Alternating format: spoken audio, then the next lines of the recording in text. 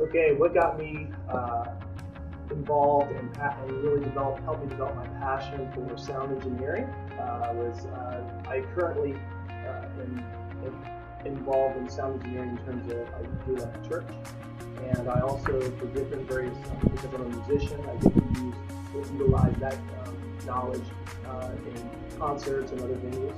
And so the passion really began when I was a child in church, because the church is a at least in modern times, is a place where sound systems are really used in the industry. And there's whole companies based on selling just to churches. And so, so in my church, they had a need when I was as young as 10 or 11 years old to have somebody help out as an apprentice. So I volunteered, and I found that those knobs on the soundboard, they made music. And being a musician, that was really fascinating to me.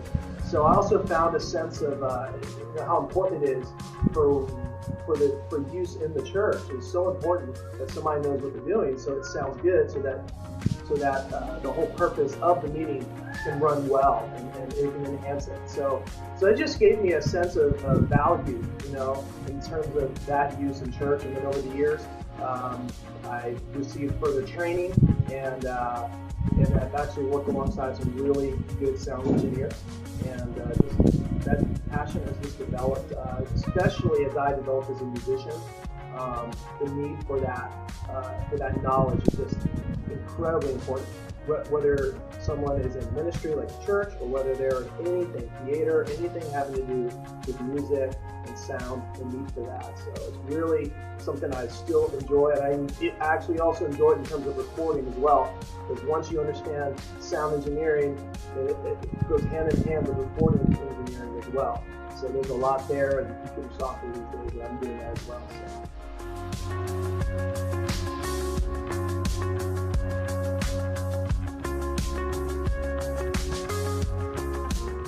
So being in the sound industry currently, one of the things that I found is what comes along with being a sound engineer is a high degree of stress for a lot of people. You have to have a personality that can flow in high stress situations. Whether you're running an event like a wedding and needing to get everything just right because it's a one-time event, even though, like I said before, like a church. Any of those situations, you don't want, as a sound engineer, you want to make sure that you're unnoticed and that whatever the meeting is about, that really is in the spotlight. So I have to be able to deal with tension from people, I have to be able to work well with people and communicate well so that we can quickly solve problems if they may occur, and so I can understand exactly with my clients or whatever the situation, whatever they need, I need to make sure that I'm well able to communicate with them. So that carries some stress with it, but it's a good stress because it allows me to be excellent in what I do, and it really is a passion. I mean, I enjoy that. It's kind of an adrenaline rush.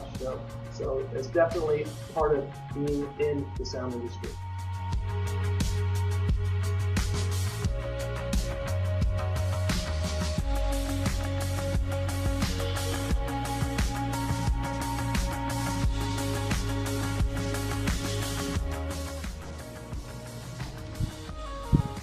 So the financial and budgeting aspects of sound engineering has largely to do with what particular part of the industry you're in, whether you're in whether you're doing large venues like concerts, large-scale concerts, or you're doing even a small scale like a small church, or even a school that has a small auditorium.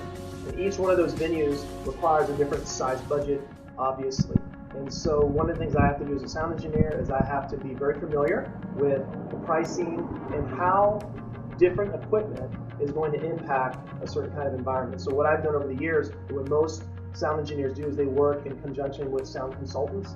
And people in the industry, usually a part of a company, that they have their fingers into all the equipment and the latest things, whether it be new equipment that's coming out of the M.A.C show or other trade shows like that. So it's just, you have to keep, as a sound engineer, you have to keep your eyes and your ears open and keep connections and networks open so that you're aware of what kind of equipment is out there. As technology also increases, there's changes that constantly come with it as well. So I have to keep an eye on that, and then in my situation, I have to then make decisions with the sound consultant. Okay, what kind of budget do we need for this venue? What will give us the product we're looking for?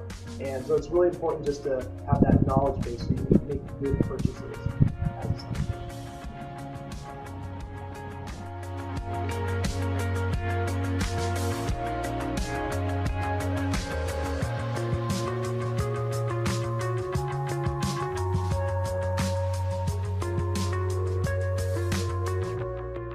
I would say the best key, if you want to pursue being a sound engineer and pursue that industry, I'd say a big key in it is to really find apprenticeship, to get yourself in venues, whether it's churches or other concerts, other venues where you can volunteer, where you can be around folks in the industry, and you can get a sense for how they think, how they talk, how they walk through the process of dealing with sound. So a good buddy of mine has done the same thing. He wanted to get in the industry, and he just went to concert after concert and volunteered. And as well as that, you also want to pursue education. You want to get a good education, and in terms of school and recording engineering, everything that has to do with sound, pursue that. But it's really important to get that practical side as well, because without the practical side, usually it's just all that knowledge is hard to how to fit that knowledge into a life situation. I've had several friends, in fact, who got the knowledge, but really struggled to find a job because they didn't have the experience and they didn't know how to relate it with people. Because remember, being a sound engineer, especially if you're working in venues, you're going to have to deal with people. So you really have to